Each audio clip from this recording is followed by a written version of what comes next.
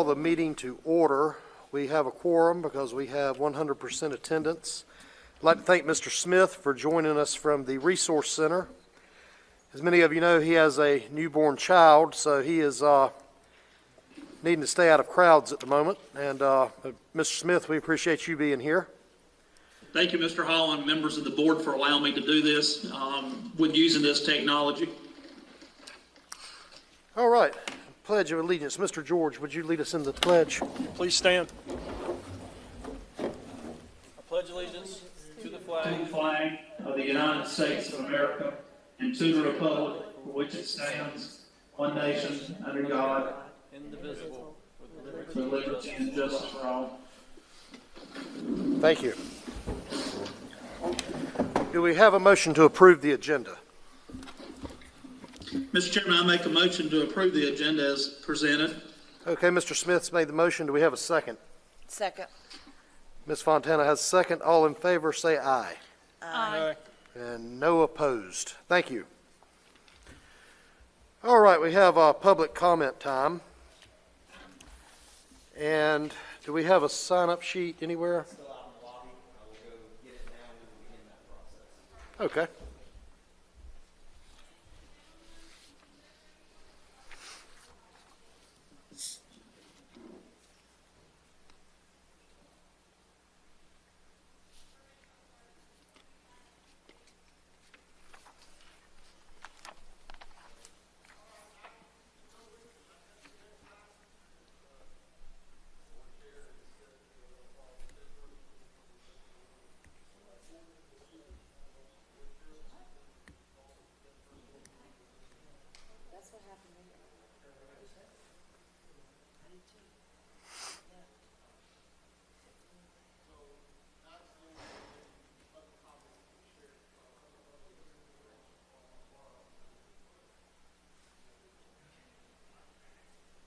Yes, off.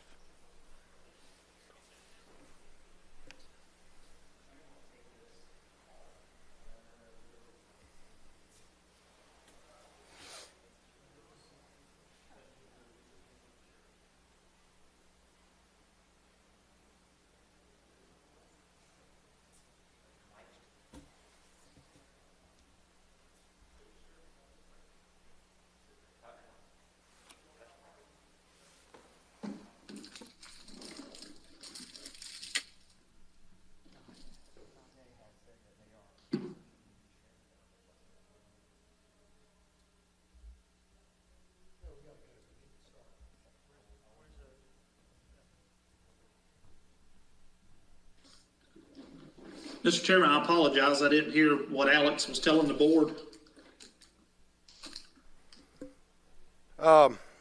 They were requesting another moment on the sign-up sheet because they were consulting with the sheriff.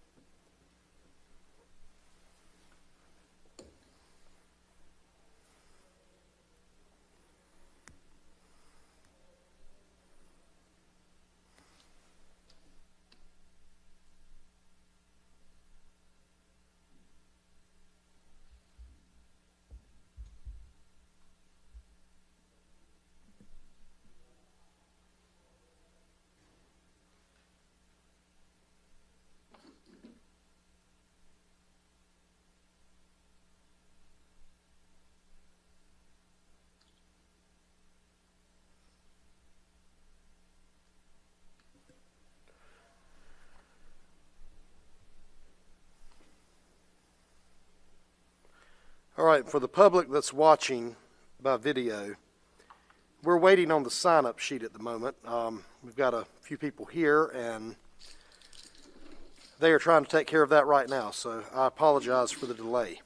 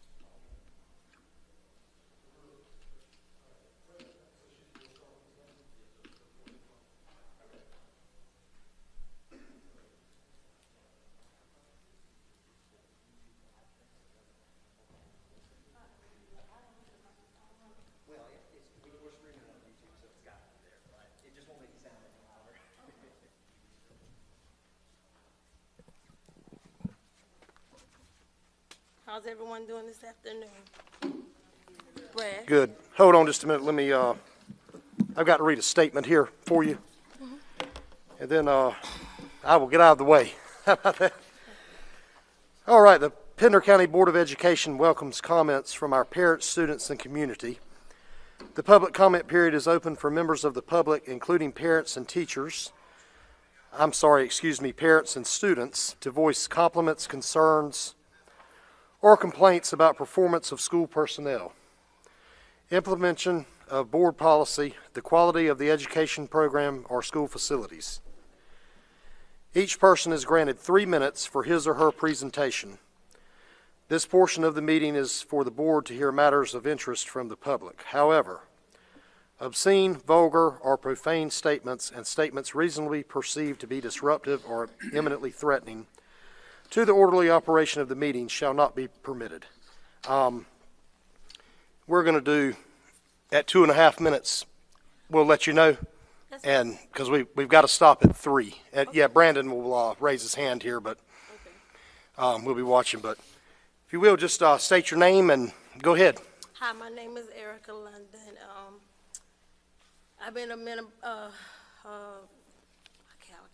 citizen of this community for years.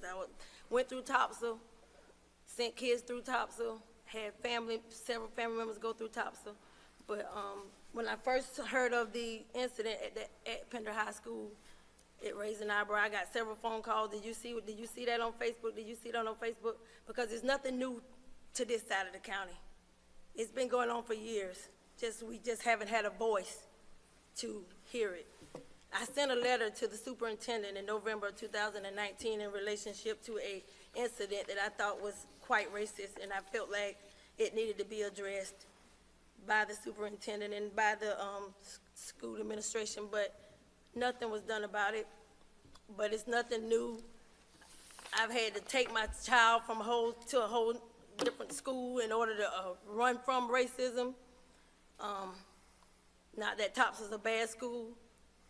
It's great teachers here, great education system here, but the racism is not a new issue here at Topsail High School. It's been going on for a very long time. We just hadn't had a voice to hear it and say we're not going to have it and we're not going to do anything about it. It's just been something that's been allowed, and it frustrates me. But I mean, when you're talking to deaf ear, there's nothing you can do about it.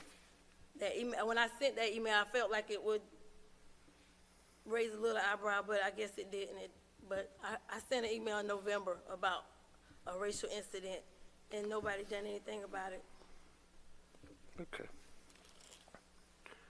That's all I have to say. All right. Thank you, Miss London. You're welcome.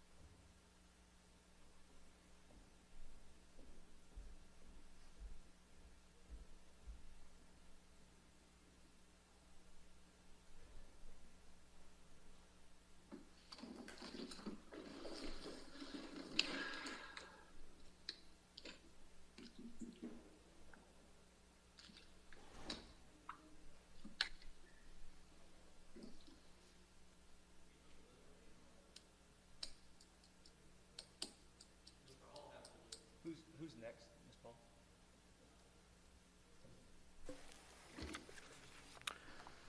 Paul? Miss Segovia.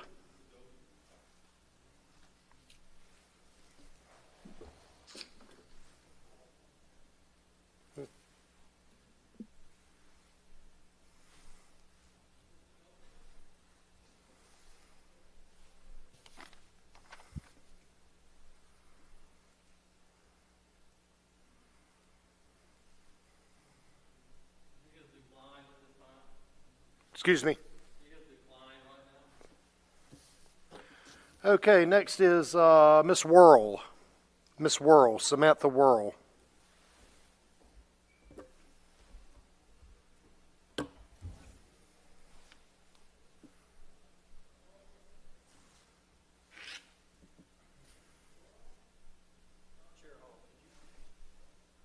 Dr. Gill take a picture of that and maybe text it out there to Dr. Abrams so he can. Yes. Well, that's it. That's outside. Oh, that's all. Yep. There's another, There's one more, but in here. there's another sheet out there. Oh, there's another sheet. It wasn't full yet, so we left it out there in case. Oh, okay. Yeah, when we get that, we need to.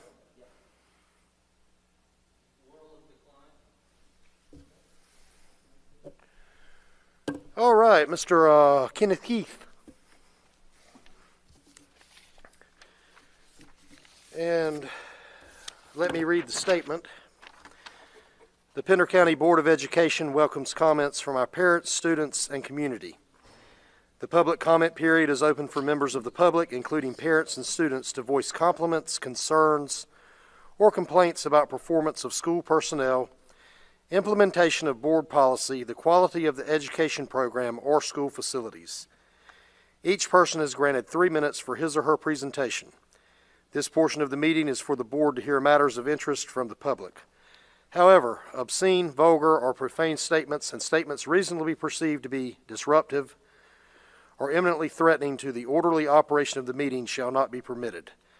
And we're at 2.5 minutes. We're going to do a warning, and then 3 is over. Well, go ahead, Mr. Keith. So the mic doesn't amplify, it's just going to the live stream, so you can speak up. Okay. It's time to go. Good evening to the board, to Dr. Hill. I came today because of I felt like y'all needed a few words of encouragement and support. I've seen where you were getting cut up with some of the comments I was seeing in the paper. I've been in and out of town as I come in. But as a former teacher and administrator and temporary period of time on the school board here in Pender County, it's important to me, the things going on at Pender High School. A lot of good teachers, a lot of good staff has come through there, and to have it, the staff and the people cut up the way things are going right now. I know it's a lot of tension in the country and everything, but it's unfair to a lot of those teachers and the people going through what they're going through right now is unfair. I support the hiring of the Blue law firm to investigate this. What you want is the truth. Get to the bottom of it, get the truth, and let everybody live with that. Blue's a good man. He's a good choice, good firm. I support that. Let me encourage you all to continue to do the job that your hand was assigned to do. It's a tough job. I'm glad that you all up there and I'm down here. And Dr. Hill, I appreciate the time and the work that and support that I got from you. Nothing that I've seen or heard that you should step down. I'm hearing that the superintendent need to go. No, you don't need to go. Right now, the children are going through a pretty tough time. You have the knowledge and understanding, and I feel like right now is the time you need to be where you're at. My support still is behind you. I stand on my own. I don't stand with no group, nobody. I'm standing on my own. 37 years working in the county between the school system and the court system. I think I understand all the things going on. Are things perfect? No. Are things good? Yeah. Pender High School is a good school. My children came through. They've done well. A lot of children have done well. A lot of the teachers have done well. And I don't want to see it get scarred up and bruised up because of the conflict that's going on. Let the firm do the job and let everybody live with what the outcome. To be accused of getting with a firm to get the outcome that you want, that's unfair. Attorneys live with the ethics code, and they'll do the job. He'll do the job. I support Blue, and I support you all. Just do the job that your hand was called on, and everything will work out. Do the right thing, you get the right results. All right. Thank you, Mr. Keith. Okay, so there's another sign-up sheet, right? Okay.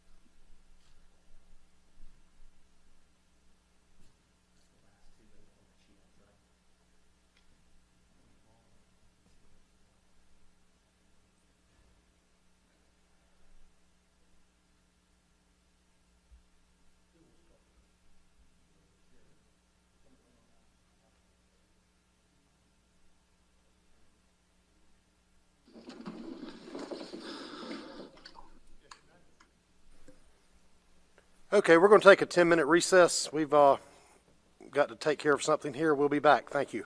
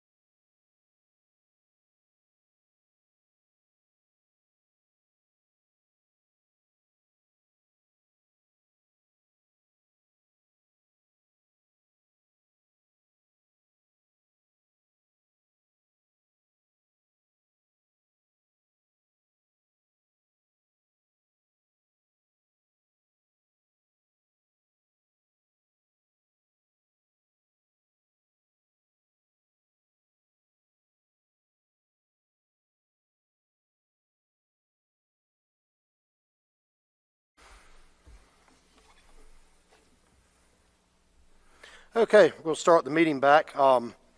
We've got some more public comment speakers here. Let me read a statement for everybody that we can go by. It says, the Pender County Board of Education welcomes comments from our parents, students, and community.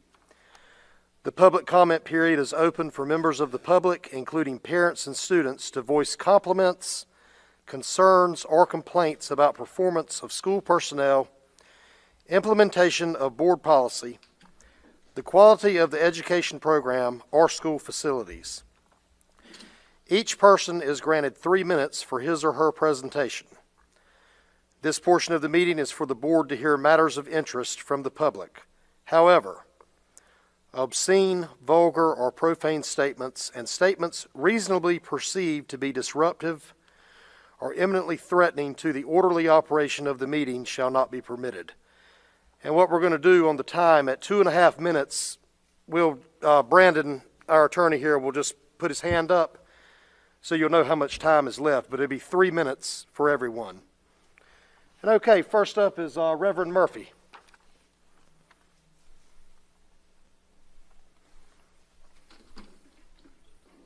Oh, yes, sir. Come on up to the... Sorry, I meant to tell you about the podium here. So,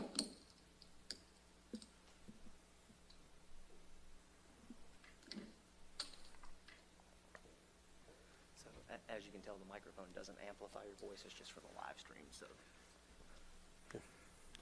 first of all, I want to express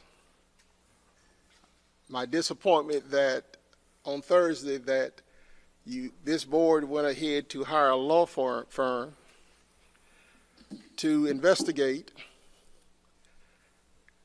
allegations that I understand are more than 9 months old.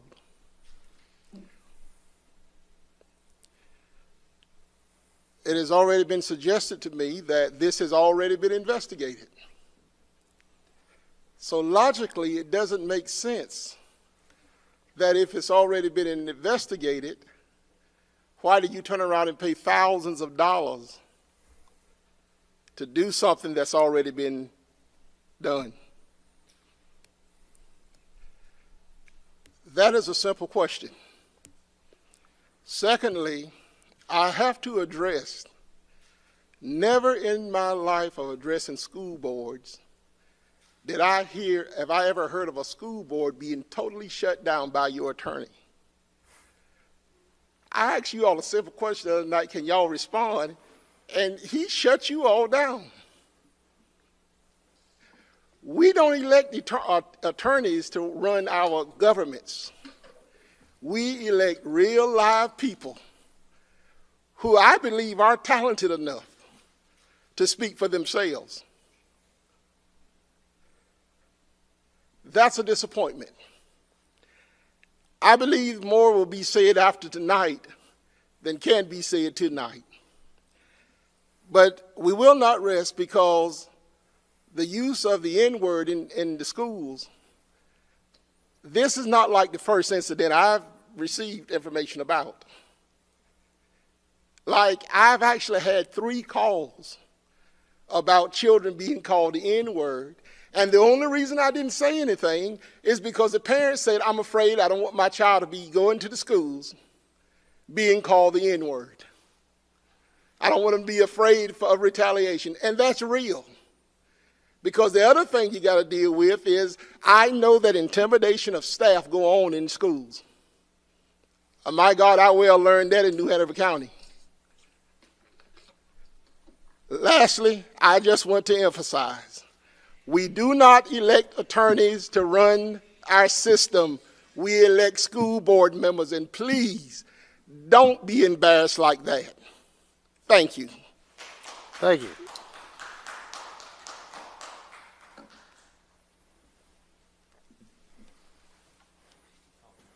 Ready? Mr. Tate.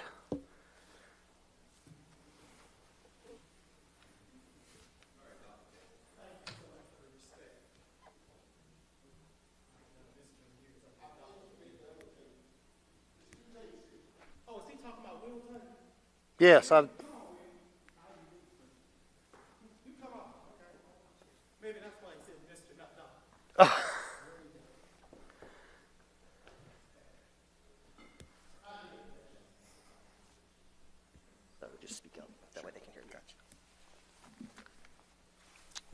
Good evening. Good evening.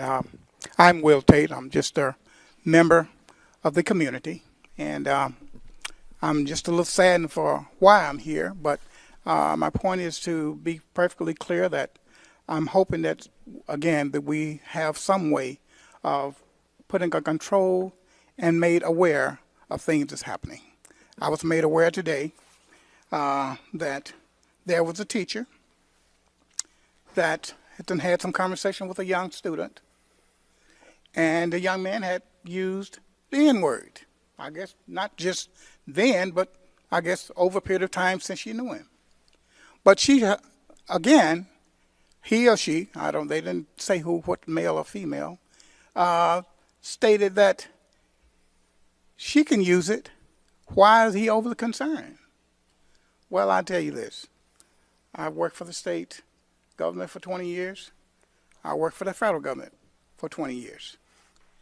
At all my professional levels, I may come up against people who have some real bitter comments, say different things.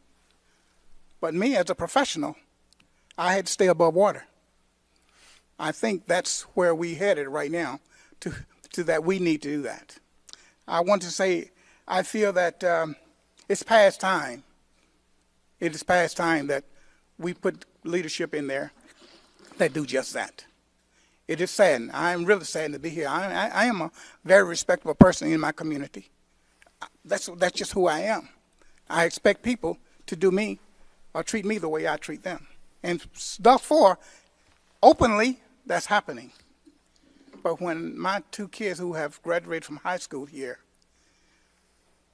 have gone through things that is happening now that might have not been told of, but to see it is, my oldest daughter is 30 years old now, and she's not here. She's gone on to better life. But she had a situation in the elementary school here. But it wasn't a teacher. This was between my child and this parent child. I had to address it. Now, this is 30 years, 25 since she was in the first kindergarten. But what I'm trying to say here, and I'm going to end it. Thank you, sir. I'm going to end it. It is time that we put this stuff aside and respect everyone. We have a desire. We have a God's ruling that we should respect each other and love each other. So, and this depression suppressing us from the things that is made aware of, we need to be made aware of this. Don't put something under the cover. Let us know so that we can do exactly what we're doing right now. Address it, put a stopping to it. All right. Thank you, sir. We've got to stop at 3. All right. Thank you. All right. Clyde Edgerton.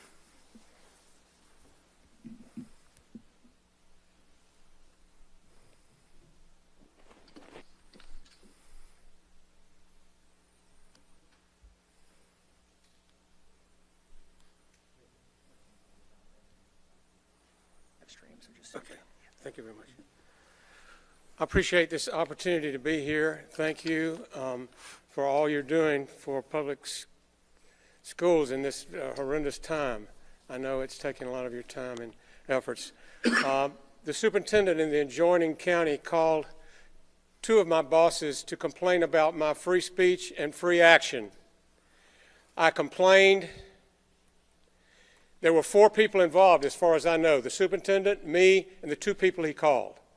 An outside law firm was invited in from Greensboro to investigate. $20,000 later, the superintendent was suspended for 5 days. As far as I know, the school board has the right and the legal ability to call witnesses, subpoena witnesses, and to ask people to testify on oath. Why I and the superintendent were called in and put under oath, and the 2 bosses and asked if this happened, yes or no, and something happened, I don't know, $20,000. I think that was, and I never was put under oath. And the lawyer told me that she was going to believe everybody. So this is the kind of thing that happens, and I don't know. It's of course it's hidden away, the report, because it's law and lawyer board privilege. Not only that, It's personnel, I'm assuming. So nobody can know about this, not even me who made the complaint. Now, another case has also happened recently when another person was intimidated by several people. An investigation happened, an outside law firm, the same one was called in, $5,000 was spent, and it was not finished. The investigation was not finished. The superintendent was supposed to be interviewed on a Monday. He resigned on a Friday. Where's the report? Who knows what happened? Nobody. It's one of these things of having a law firm called in and everything is closed up. School boards have power to call people in front of them and have a hearing. It's also true that intimidation happens, and parents who are not likely to come forward are intimidated. It happened to me. It happened to me tonight with the gentleman here on the left, the deputy sheriff, who filmed me not with his chest camera, but with his private phone, apparently. When I questioned him, the answer was, well, you filmed me. Give me a break. An arm of the government saying to a free citizen, you filmed me? Are you serious? This is what people die for, to protect citizens' rights, to move and speak without an arm of the law filming them on his personal phone. It didn't intimidate me, but it might have intimidated a child who wanted to say something to see that happening. Thank you. Thank you.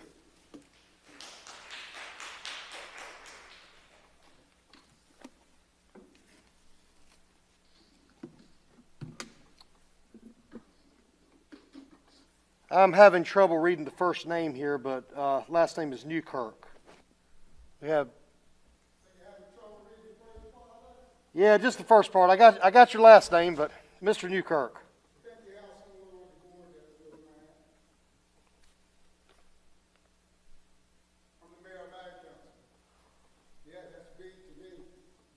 Okay. I don't like none of them be called a nigger, whether white or black.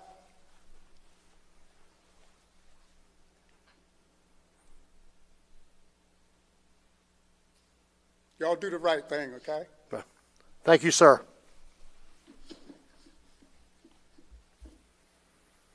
All right, Ms. Segovia.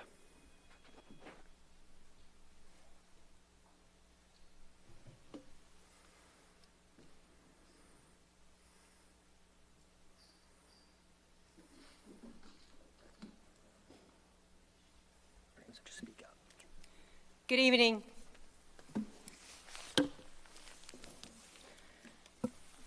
My name is Edelmira Segovia. My pronouns are she, her, and hers. I am here standing as a Pender High alumni, former Pender High School teacher, and parent of 2 Pender County students, also a resident of Atkinson. I have heard the voices and the videos of several of you addressing our community in different instances. Among the latest, mental health. I believe it was you, Ms. Burns, who did that call. And let me be clear, were the words that I heard, I believe, from Mr. George on clarifications about graduation. I'm not sure if I've got the right, maybe it's Don Hall. Mr. Hall, I believe that it was you who very quickly got to our phone calls and to our phones and our homes to clarify graduation. I've also seen videos of our superintendent addressing COVID and food and nutrition, etc. But I am yet to hear anyone address the racial injustices against our children, against our nation, other than, a side note, a reaction to the news that came out of the racial incidents at Pender High School. I am yet to hear a stand with such sense of urgency as you had with other issues, other than the pandemic that we're seeing here with the racial issues. I also want to mention that I don't see a sense of urgency. I see simply inaction, and reaction comes a bit late. But it is better late than never, which is why we're here, and we need to continue to move forward. I want to read to you my sign that says, "You cannot teach black children and be silent about the injustices against them." All of you tied to Pender County schools by badge, by creed, by vote, or by by the jury or by whoever appointed you, and that by the people, your teachers, your staff, yourself, whether you are an educator by trade or not, you are educators. And you are in the business of children, of educating children. If you're not going to do that in standing with them and voicing for them, you are in the wrong business. I am yet to hear you be empathetic to your children, to tell them that you love them, to empower your teachers and ask them and tell them it is okay, and I expect you to do the same, to tell our children that we love them and we're here for them. Again, if this is not the business that you're in, I expect you to please step out. Thank you. Thank you.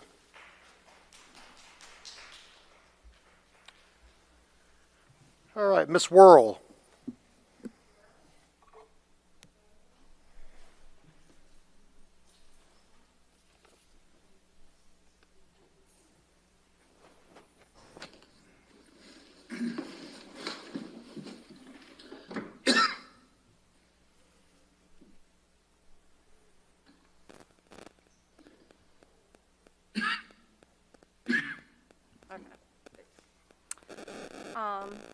Thank you guys for listening to us.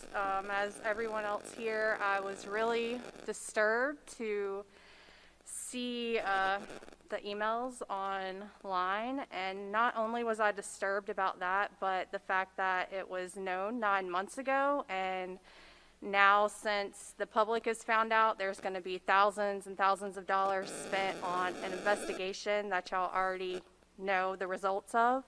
And when we have teachers that are having to spend money on their own supplies, I just think that is ludicrous.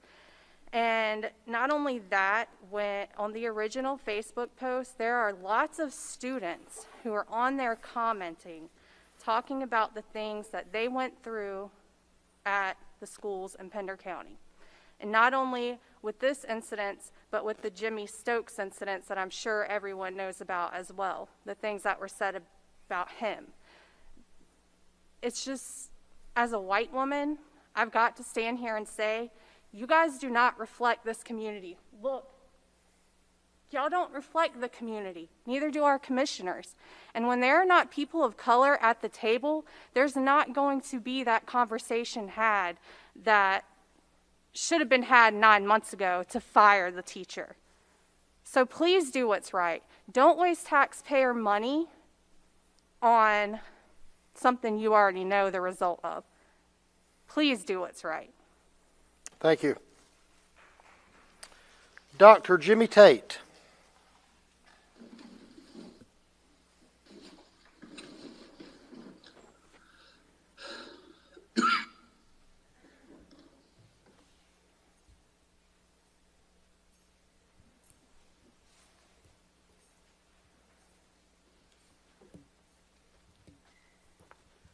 Good evening, members of the board, Superintendent Hill, other members who are in attendance this evening.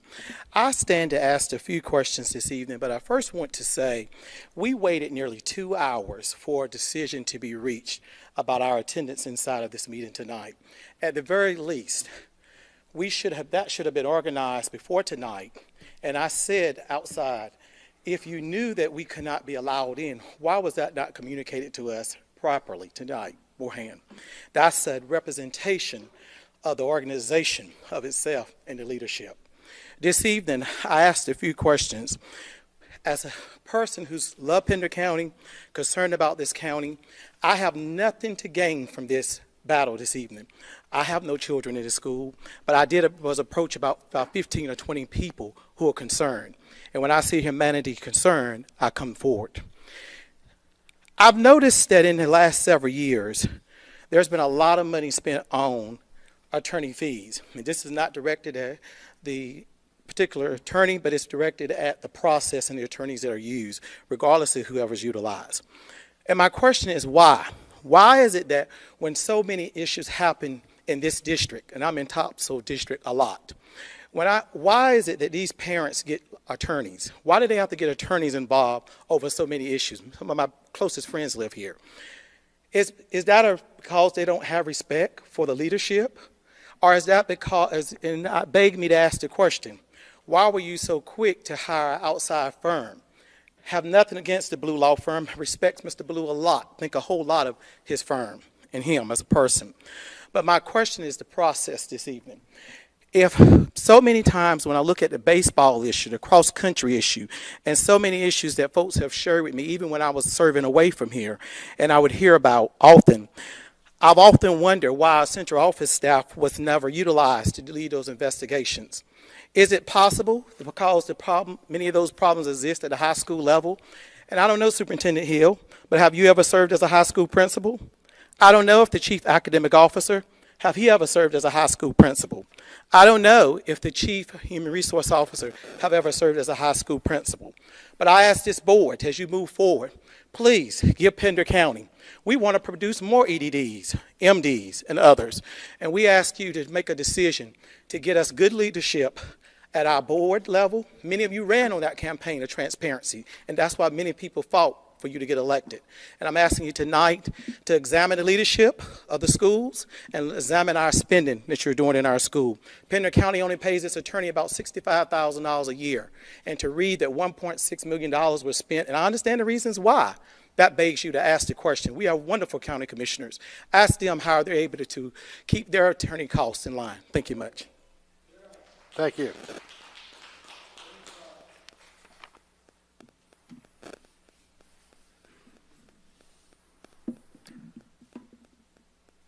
Leslie McCottry, did I pronounce that correctly? McCottry, okay. Thank you. I apologize for that.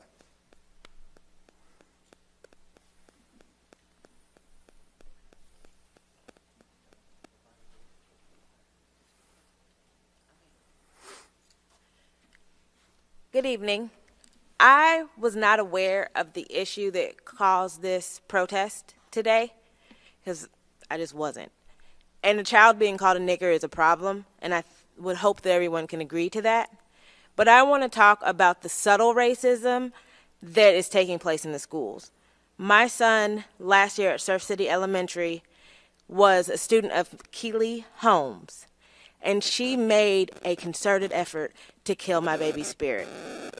She said at the beginning of the year that he needed to have a healthy fear of authority, which I don't think would be something that was said for kids that didn't look like him.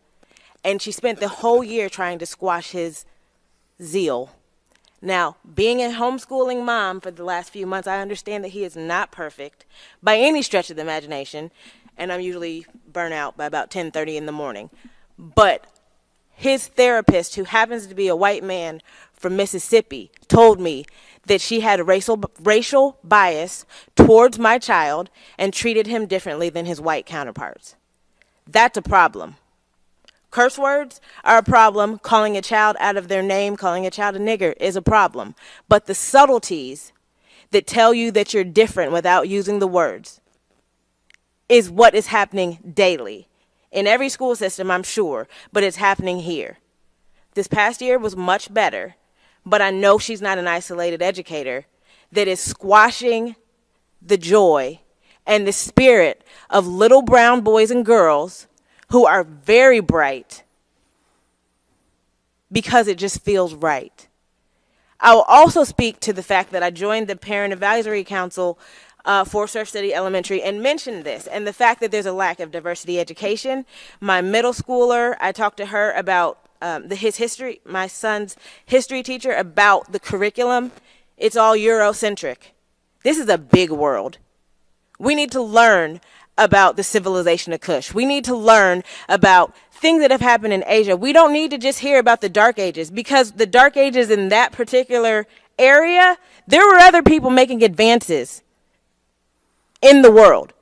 So I understand that calling a child out of his name is a problem, but it goes so much deeper than that. And this isn't an overnight fix, but somebody has to step up and speak for the children that don't necessarily have a voice. Telling me at a Parent Advisory Council meeting that I needed to create a diversity committee is ridiculous, because I work 50 hours in real estate. You work 40+ hours in education, and that is your responsibility. And I'll say this lastly, it doesn't just help the brown kids. It helps the little white kids and every other child become a more well-rounded student. And is that not what we're really here for? Thank you. Thank you.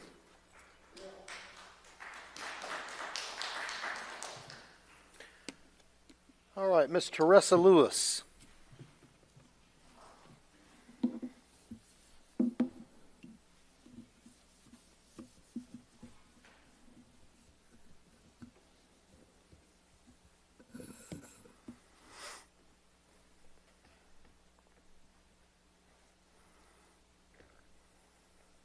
Now look, Teresa, I have mispronounced everybody else's name tonight, but I did not mispronounce yours. Did not. Thank you. Good evening, everyone. I'm here because I have 5 beautiful black children that attend Pender County schools. And honestly, one of the biggest things that I teach my children is to hope, to dream, that the sky is the limit for whatever they want to do in life. And I try to encourage them as much as possible, even through their fears, their hurts, their worries, the stresses that come about with just growing up, being outside, period, you know, inside the community, in the school system. We need your help with that too. It's not just a parent's job to push their children, but we need educators who really love and appreciate all of our children, who want the same things for our children, who want excellence for our children, and won't stop fighting for it. And so you all that are elected, stand up for something that is greater than you, but for your legacies left behind, your own children, and how you want to leave behind and what impression you want to leave behind with them, not just for what's happening here, but this is bigger than what's happening here today. It's for the future. And we really need change in our policies and procedures. I know you guys got a lot to do. We do too.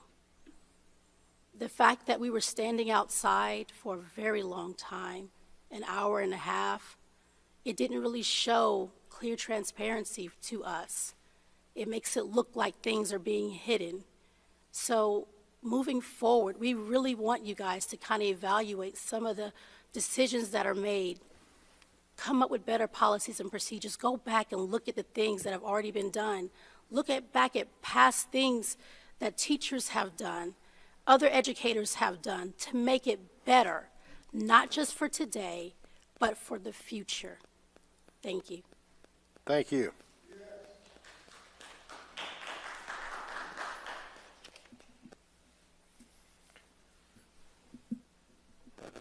Javon Hankins.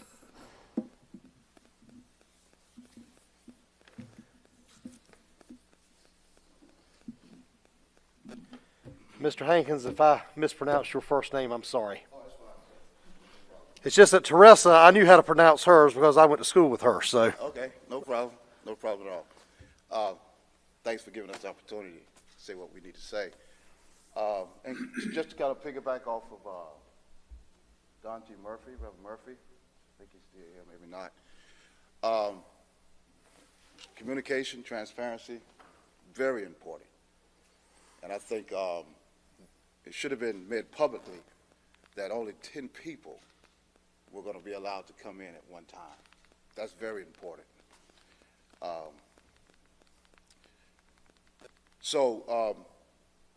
think until we have people in positions that are going to go by the rule of law and hold people accountable for what they do when they get out of line, we're going to always have these kind of issues and problems. This ain't nothing new. The problem is that nobody wants to hold anybody accountable for when people get out of line. It's going to happen again, because that's humanity. But when it does happen, how do we move forward? Push it under the rug, or do we deal with it as it should be dealt with, no matter who? there's a saying in the community that snitches get stitches. Men in blue, code of silence. Same concept. So until we, as people, can appreciate every life, Black lives matter, white lives matter, every life matters. So until we can be honest with one another, with truth and transparency, and care for everybody, and when somebody steps out of line, deal with that individual. If not, we're going to always be having these conversations. And the N-word should never be used in our public schools, should never be used in our communities.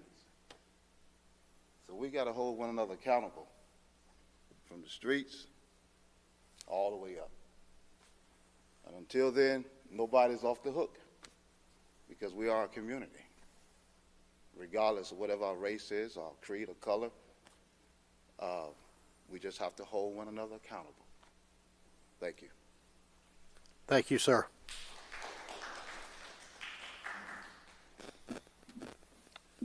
Mr. Ray Hankins.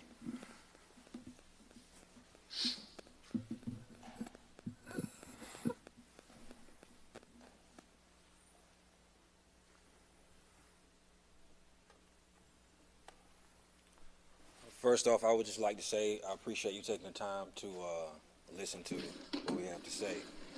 Dr. Martin Luther King died for us to be able to have a seat at the table so when things happen, you know, we can take a stand. I'm not a fool, and neither are you. Each and every one of you knows why those words were used. Each and every one of us know why those words were used. Everybody sitting in here knows why those words were used. And you also know who wrote them.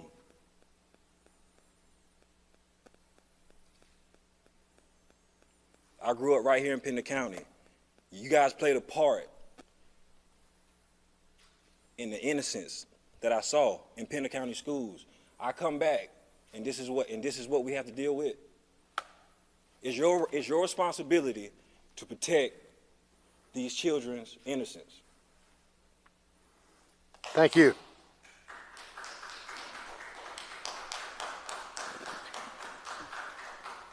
And Mr. Johnny Stringfield.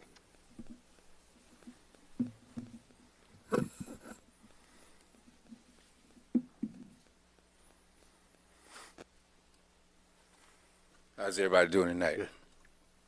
I'm here to speak on behalf of my son. But first, I do want to say I want to thank the sheriff for getting us in here because, you know, it really made y'all look bad when y'all tried to keep us out. It really made it look like y'all was trying to hide something. And I know it might have been y'all plan, but it just looked bad. It looked bad. What I want to say, though, is that racism in Pender County schools has been going on for a long time. You know, when I was in high school at Pender High, I remember, you know, going to school there and the black kids getting punished totally different from the white kids. You know, I remember us as black kids, we get in trouble, we got suspended. We got sent home for 10 days, and that was 10 zeros. But where the white kids, when they got in trouble, they ended up going to in-house school suspension.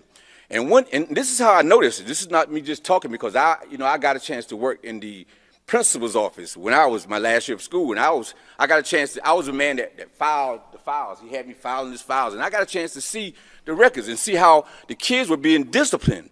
So I know what I'm talking about. There was one instance where one black kid came to school, and he was a bit intoxicated, where they sent him home for 10 days. But there was another instance where the white kids came to school, and they set the bathroom on fire, and they got in-school suspension. So what I'm saying is that racism has been going on, but it's up to us to change it. It really is up to us to change. It's a new day and time now, and you can see it. I mean, people are rising up. You're not going to take it no more. It's a new day and time, and it's best that we come together and try to work things out. Now, I'm here on behalf of my son. My son, he went to Pender High, and he had that same teacher. Well, he didn't actually have her as a teacher. He had to write a report, and he wrote the report, and he wrote his report on Black Lives Matter, you know, Black lives do matter, and so does white lives. But he wrote his report on that. And well, the teacher gave him a 0 because he wrote his report on Black Lives Matter, said it was plagiarized. Well, they gave the report to a couple other teachers to review, and other teachers gave him an overwhelming score. But it goes to show you this same teacher in question, this Ms. McGowan lady, gave him a 0 because it was about Black Lives Matter. Now, that right there to me lets us know that there is a problem. It is a problem. I mean, and we shouldn't try to sweep it in the rug and try to hide it. We need to address it because, trust me, I mean, when you get multiple complaints about somebody, you know, then it's got to be some issues, some serious issues really going on. So I just want to say that part. We really, really need to think about that and stop hiding stuff with me because it really looked like y'all was hiding stuff and you didn't want us to come in. And I mean, it's only a few more people out there. I don't see why all those people couldn't come in. You know, I mean, to express ourselves, you know, why couldn't they come in? I mean, we know what the law says. We know what the COVID law says. This is not the COVID law. Thank you. Thank you.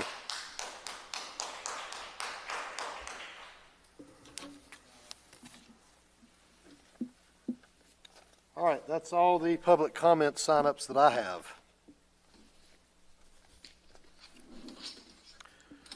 All right, information section of the agenda. Item 1 is child nutrition charges and collections. Ms. Chestnut.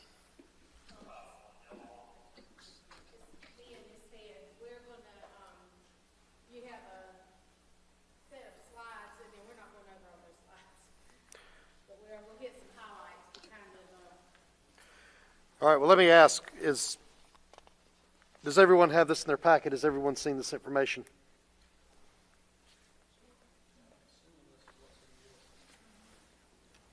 On the charge policy.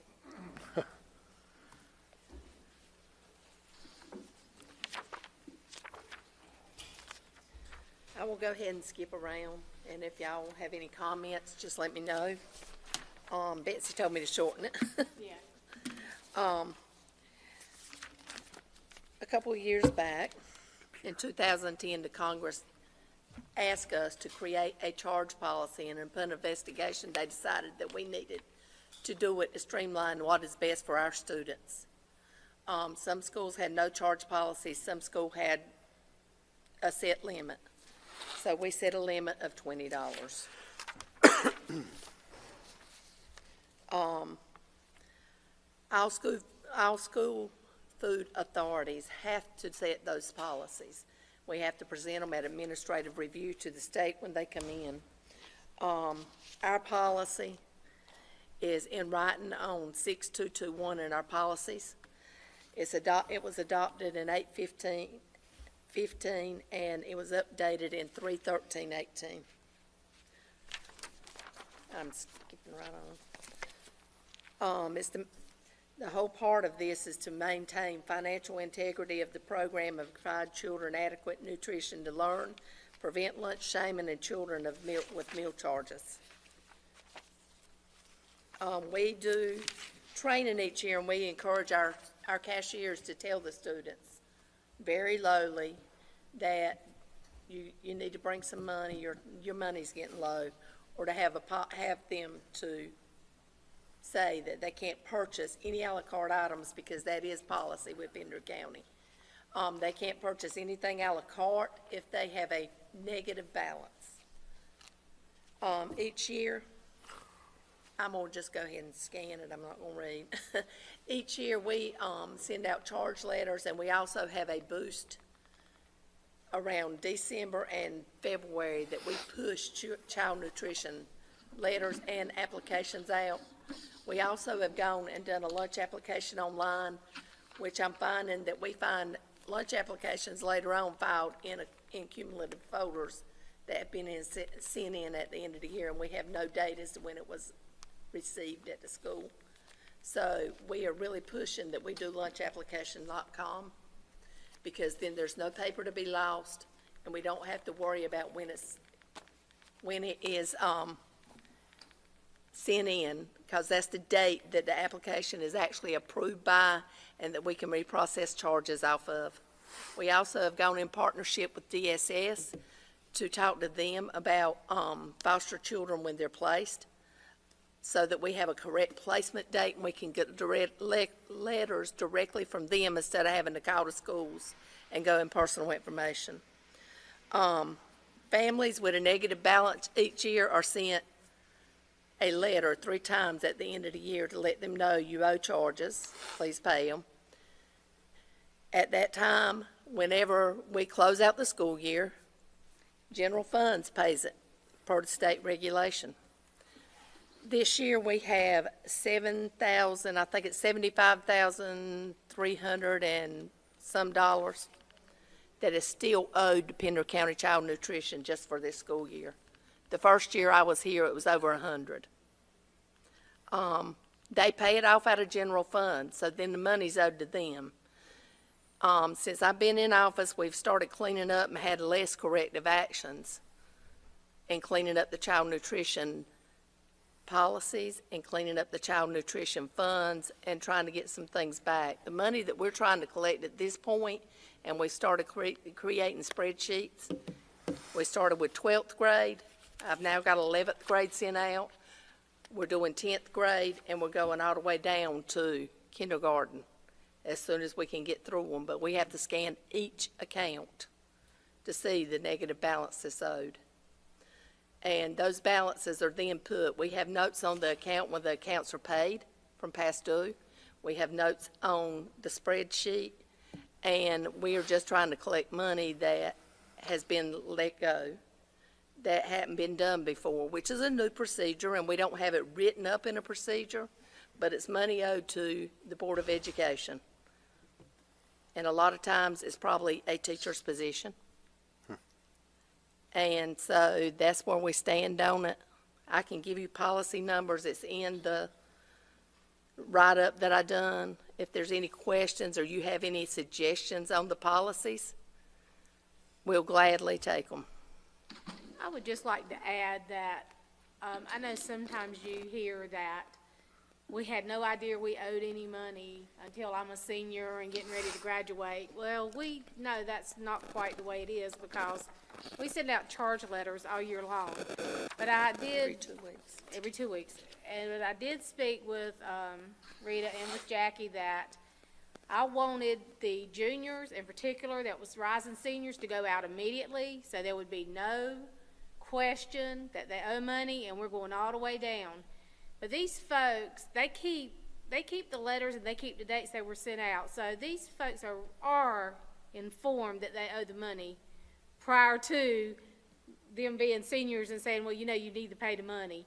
So I just wanted to say that because we hear it a lot too, and then we have the, you know, we say, well, you called me on this date and said so-and-so. So Yeah, they are being kept aware of what's going on. We've had parents that set up payment plans, and one of them had called me this year. She said, why have you, I said, ma'am, I said, I'm looking at the notes right here, and last year and the last 3 years you've called and said you would start making payments, and no payments have been made. We also send out an all-call through School Messenger once a week that tells them that they owe a balance. It's zeroed out in child nutrition, but it's still owed to general funds. And I would like to see, I mean, I'll do what you want me to do. I do what Betsy tells me to do. We're just trying to clean up a problem that has been existing for years. So I know I called you a couple of weeks ago about a couple of people who contacted me that the charges went back, some of them back 10 years. Yes. Figure out how to work this thing. Some of the charges went back 10 years, and you said that y'all were trying to, you know, clean up while we're down for this down period. That was one of your things. Yeah. And I, you know, I let you know that I thought we had done that. I didn't realize that we kind of just stopped and were starting anew when we did the new policy.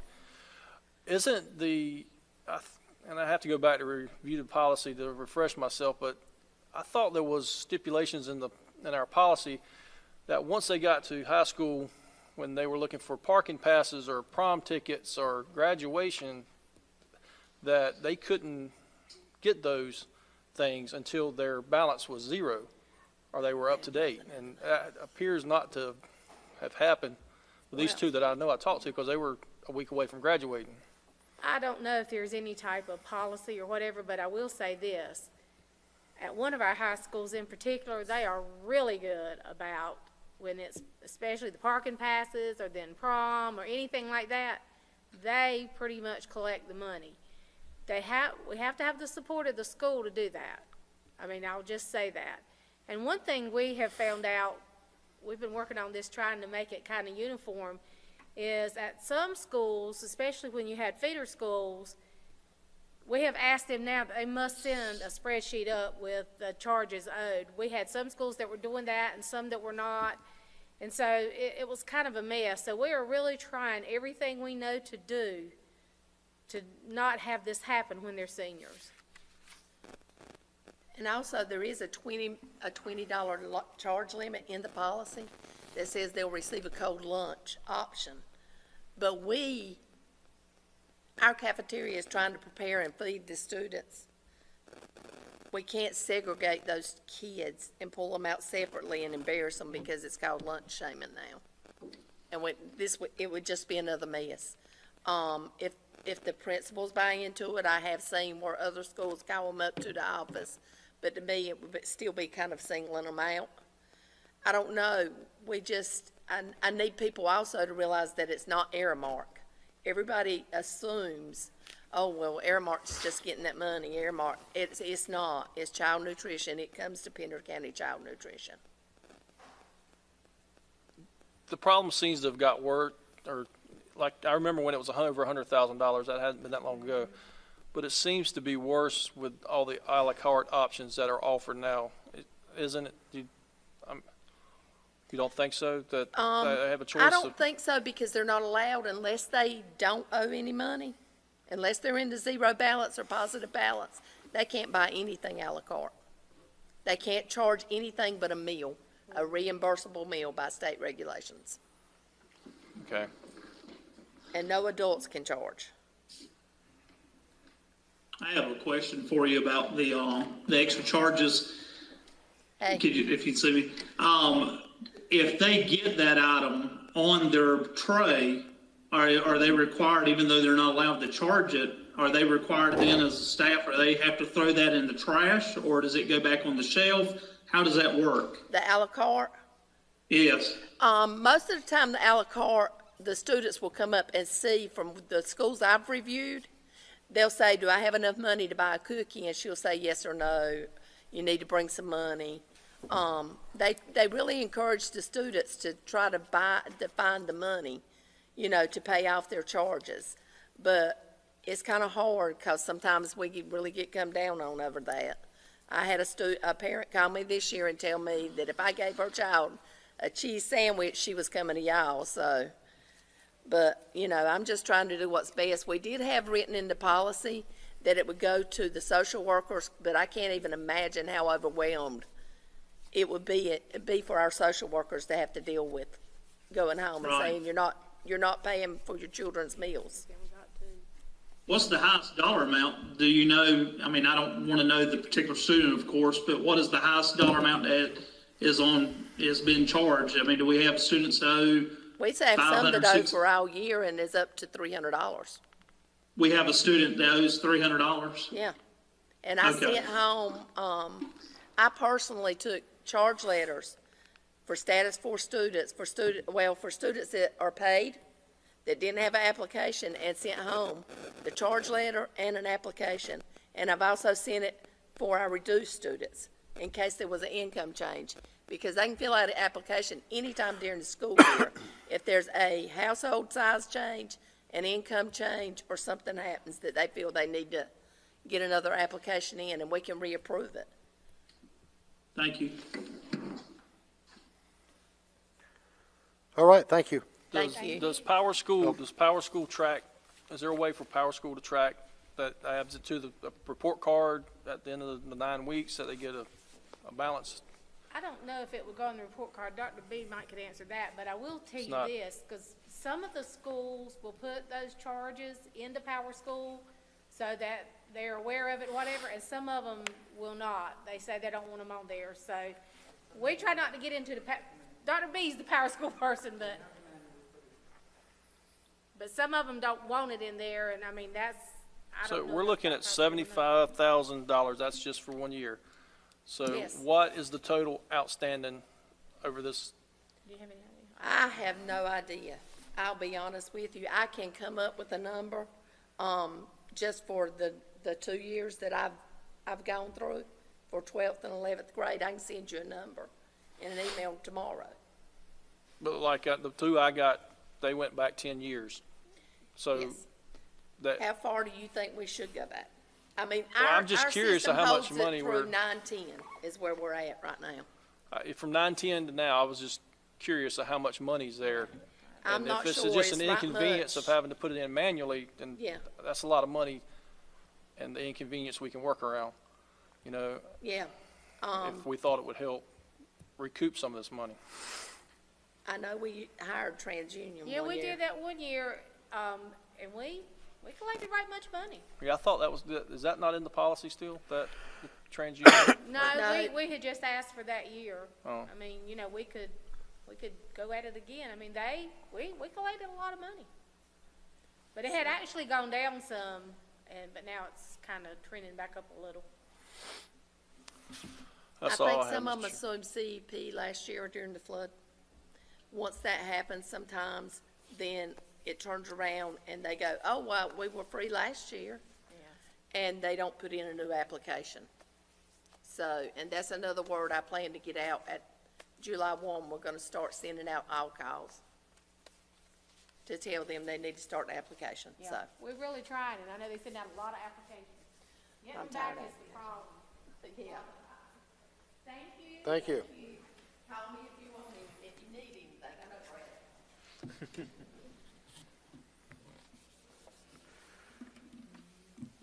Brad. Betsy, you're up again for fuel cost and electric cost.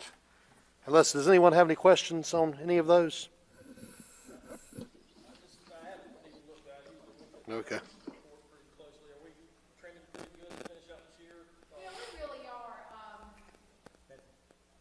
sorry.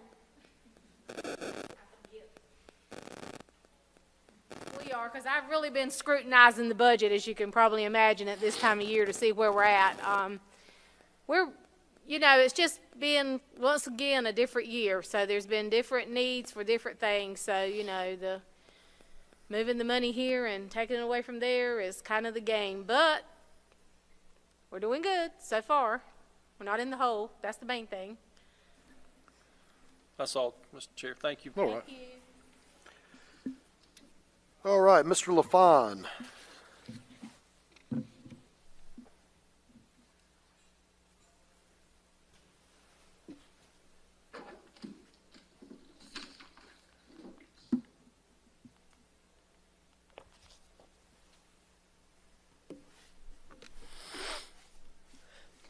Good evening, board members. I'd like to update you on what's going on in operations, starting with summer food service. The Meals on Wheels program, which is due to end on June the 30th.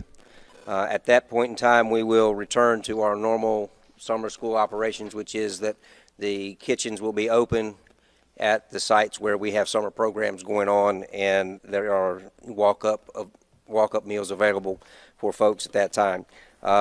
Included in your packet is a tentative summer school schedule, and that's where the dates and locations that kitchen sites will be open. All right. Building roof. Second item, this is an information item for you. We are going to replace the roof of the maintenance department warehouse. The cost of that is $22,221.25. Bids were taken. That is the low bid for that, and this will come out of our capital outlay budget for 2020-2021. It is an amount that is under $30,000, so it's just letting you folks know what's going on with that. All right, and Rocky Point Elementary School hut removal.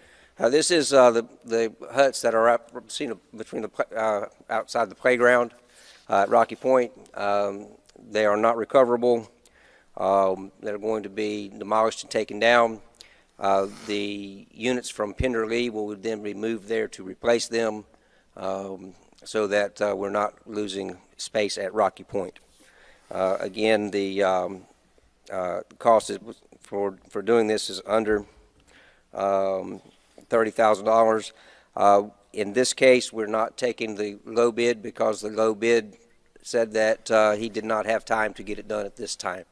The difference between the two was $1,459.43, so it's very close to start, in any case. So we did have to go with not the low bid, but the next lowest bid on this particular project.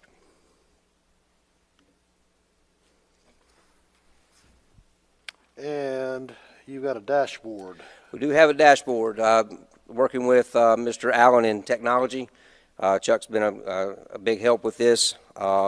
If you guys would open up ClassLink on your computers, if you would go to ClassLink.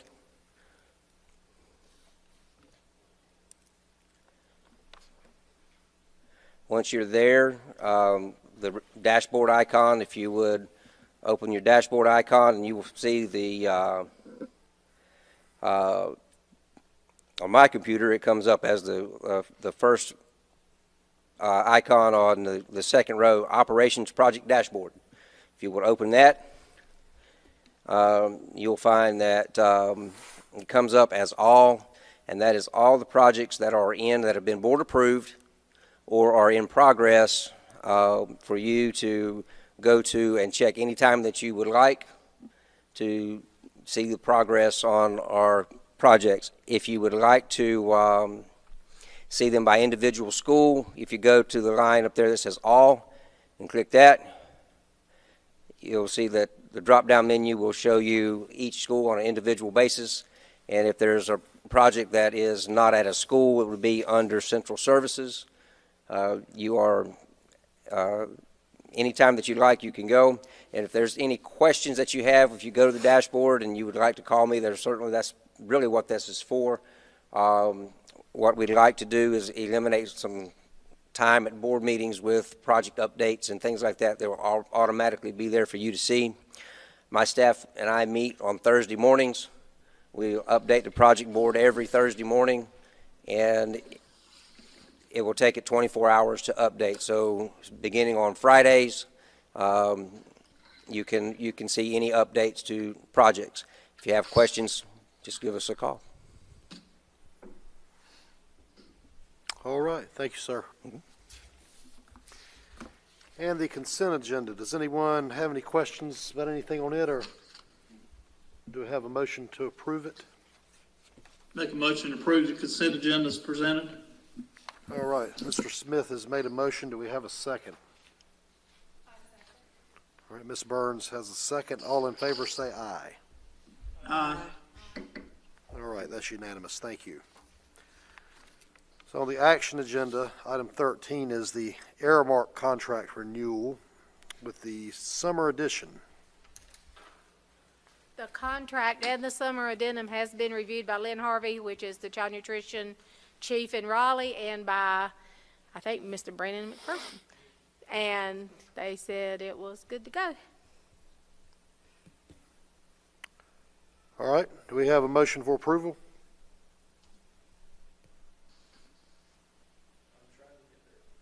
Okay. While people are getting there, as a reminder, the summer service and the additional year of this contract has been authorized by the USDA under the waiver this board requested, caused by COVID-19.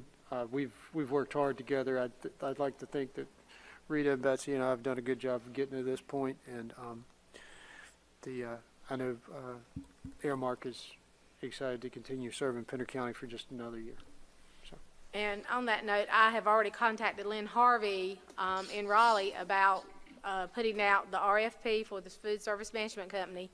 And she said, we cannot do it till October 1st because the federal year ends on September 30th. But from what she has said, it should be pretty much be the document we have ready, except for changing the dates and any numbers that might need to be changed. So my goal, once again, is, and Brandon McPherson has already looked at the document. I'm hoping it's going to be really fast and we really get it out by at least the second week in October and move forward. That's what I wanted to do last year, but it didn't happen. But she seemed to think that it was going to work out okay. I just want you to know, I am on it.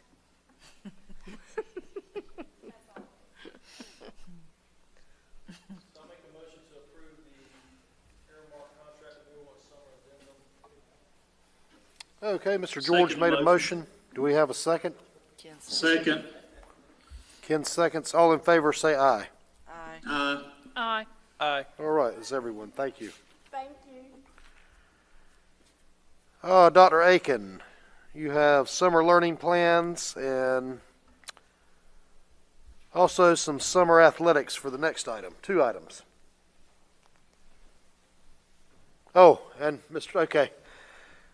Taylor, I couldn't see your name on this one. Now I do. Good evening, Mr. Chairman, members of the board. Just coming to sort of get approval for a package. It's really our summer learning program. I know you've had a chance to look it over. Just understand that with every day, us getting new information regarding the health and human services aspect and kind of how that's supposed to roll out, this is our best intention. This is what we would like to see happen. The one part that is shaded in your packet, just make sure you understand that's the one aspect that is required by the state. That is what used to be known as the Read to Achieve summer camps. We are prepared to present that to the board and to DPI. Just to say that's why that's shaded. That's the one part we're required to do. The rest of it are certainly efforts that have been longstanding and are a big part of our community in Pender County Schools, and we we'll plan on making every single effort possible to make all of those happen, including the locations and face-to-face. We just want the board to understand that unfortunately week to week, day to day, we get new information about what we're allowed to do and how many students and how many kids in a classroom and the finances to hire all the additional teachers. So, but we feel really good about this, and this maintains almost all of the normal programs that we run in Pender County over the time. All right. Do we have a motion to approve item 14? Mr. Chairman, I make a motion to approve the summer learning plans that was just presented by Dr. Aiken. All right. Mr. Smith has made a motion. Do we have a second? Second. All right. We have a second. All in favor, say aye. Aye. Aye. And any opposed? It's unanimous. Mr. George had stepped out for a moment. So let's move on to item 15. And speaking of things that change daily. I don't think he's talking about me. I think he's talking about the athletic plan. But I was able to give you an updated copy today when I got here. We are proposing to move it back just a week. We would open up athletics physically to do physical conditioning after the dead period that's recommended or required by the Athletic Association. You guys have everything in front of you. That would essentially be July 6th. What we're proposing is to go ahead and bring students in on a social distancing basis starting on June 22nd to get forms filled out, to do things of that nature, to practice kind of a dry run, to do those things. We are still waiting on a few supplies to be able to pull off anything much more than that at this point. We have ordered them. They're just on back order at this point. So willing to take any questions that you guys have about the plan itself. So is there any kind of indication of what the fall sports season is going to look like yet, or is it still kind of No, sir. week to week, day to day? Yes, sir. Yeah. What we're really trying to do with this plan is to get students back into condition. There are lots of studies out there that indicate that if we don't recondition our student athletes, they're more prone to injury. So we're trying our best to get them back in to do that, to hopefully remedy some of that. So, Mr. Chairman, I make a motion that we approve the summer athletic conditioning plan presented. Hold on, did Is you there have only more, one Brad? dead period in July this year? Did they That's waive correct. one of the dead Yeah, periods? the traditional dead period is July 4th, and then another one for the coaches clinic. But since the coaches clinic is virtual this year, they've waived the second Waived that dead week. period. Yes. I have no other questions, Chair. Okay, Mr. Smith has made a motion. Do we have a second? Second. Mr. George has a second. All in favor, say aye. Aye. Aye. All right, no opposed. Thank you. Thank you. And Mr. LaFawn, we have you for 3 more items. So item 16 is Phase 3 of the card key access. Board members, the next 3 items are items that you are all familiar with. The Phase 3 of card key access, eliminating or having keyless entry into our buildings, is coming due for 2021 budget. Phase 3, $65,355.02. This is money that was approved by the board, I think, 2 summers ago, and it's been an ongoing project. Initially, there were 5 phases, and I think we'll be able to get it done in 5 phases. So I ask that you approve $65,355.02 to Security Solutions for Phase 3 of the card key access for Pender County Schools. Are we at the point where we've started rekeying any of the schools yet, where that's the only access? I mean, because the reason we're doing this, one of the reasons we're doing this is because there seems to be abundance of extra keys.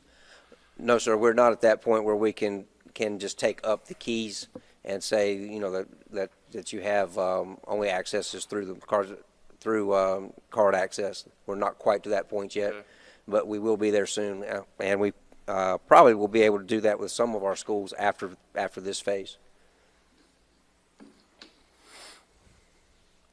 All right, more questions? Mr. Chairman, I make a motion we approve the Phase 3 card key access as presented. All right, Mr. Smith's made a motion. Do we have a second? A second. Ms. Burns has a second. All in favor, say aye. Aye. Aye. All right, that's unanimous.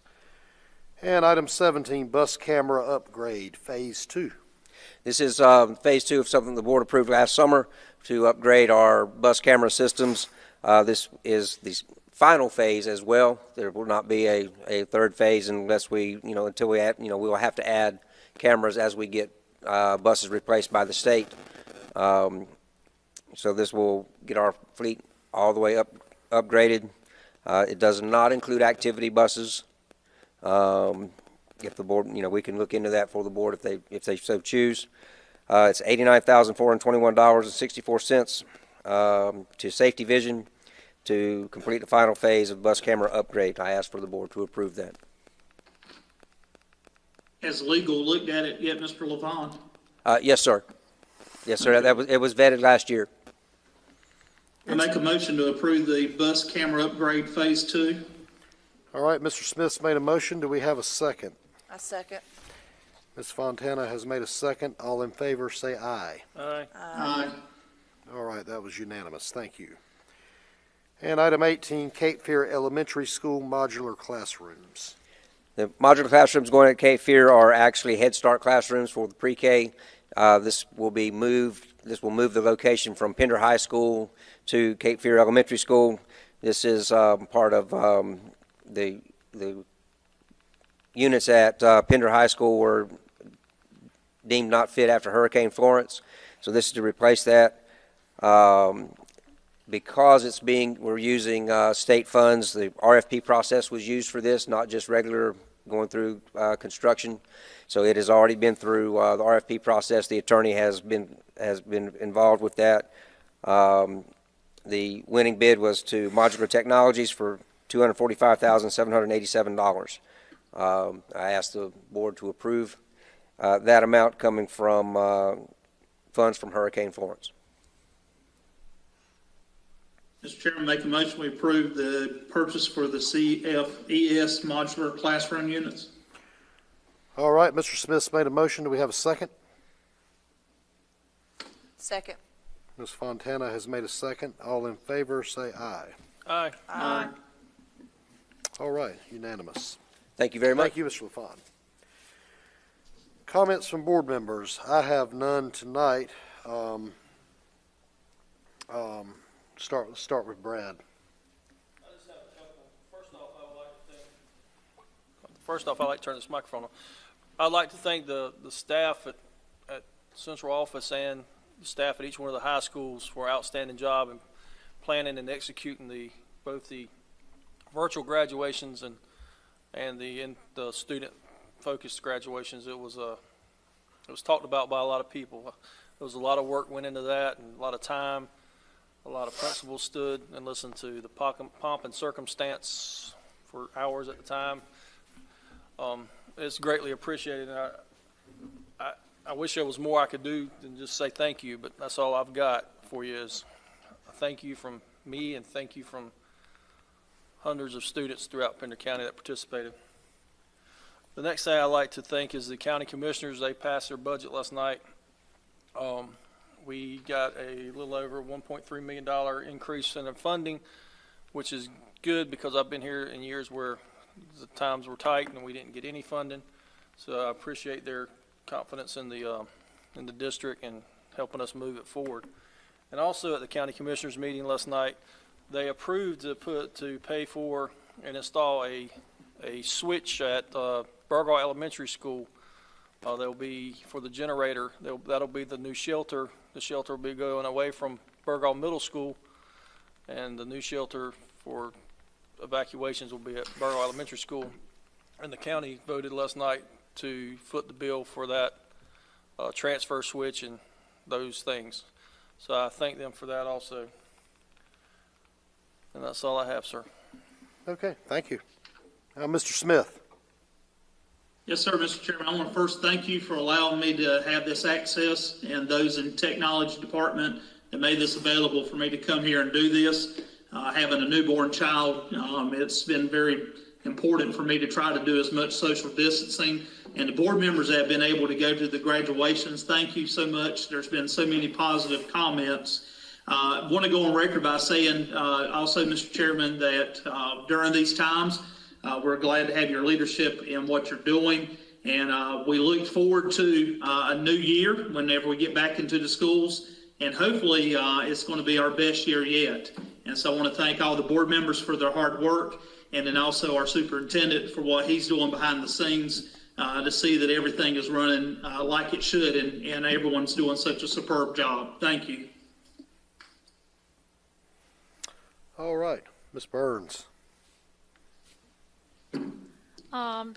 Basically, to echo the sentiments of the two previous speakers, this graduation this year was very special, and I was very blessed to be able to actually hand out more than a couple of roses on this very stage during the family-oriented graduation, and to go to Heidi Trask and hand roses out to the graduating Titans. We made a good decision, and I think it shows. There's a lot of happy folks out there in Pender County, a lot of happy 2020 graduates and their families. That is about all I have to say, is that it's been a good week. Thank you.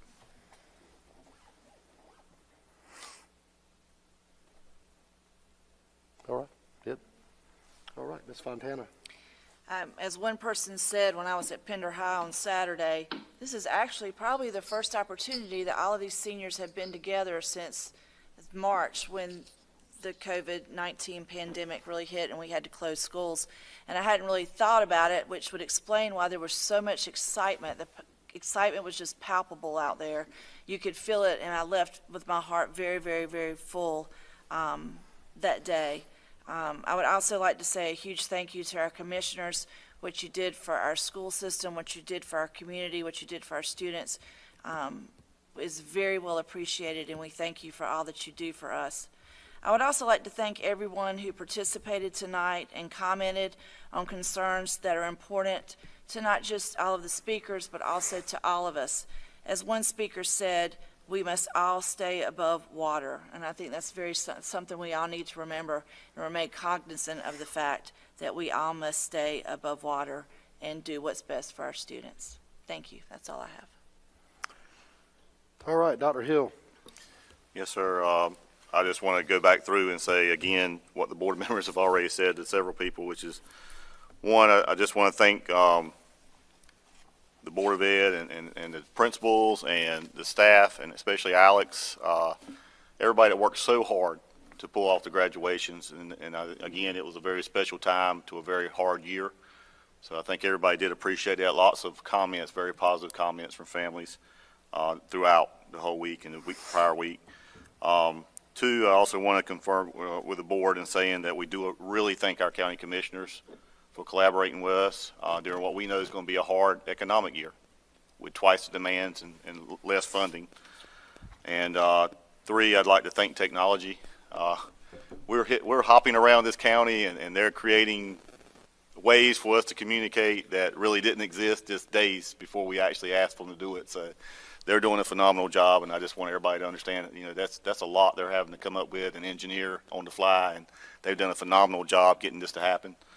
And lastly, I'd like to thank the Board of Ed, many elected officials, the staff members, community members, for all the many supporting and uplifting messages and phone calls and emails. I just ask that you please continue to be positive, and please continue to pray, and please continue to support Pender County Schools.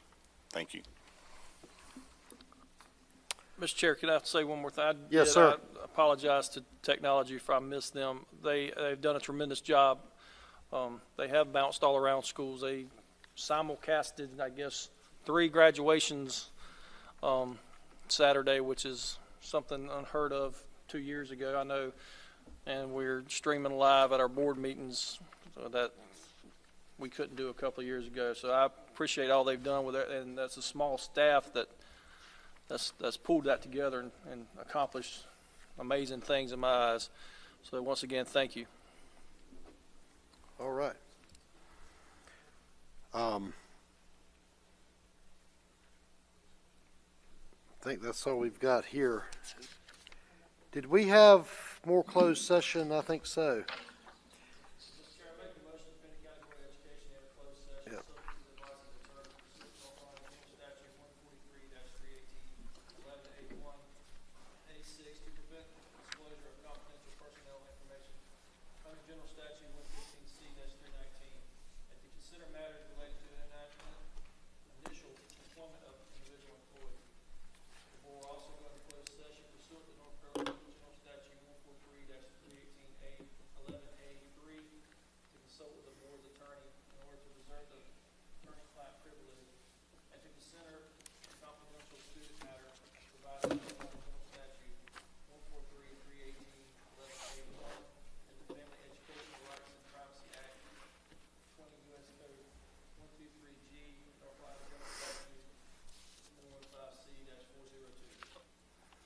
All right, we have a motion. Do we have a second? Mr. Smith, was that a second? Yes, sir. Okay, all in favor, say aye. Aye. All right, that's everyone. So we'll go back into closed session.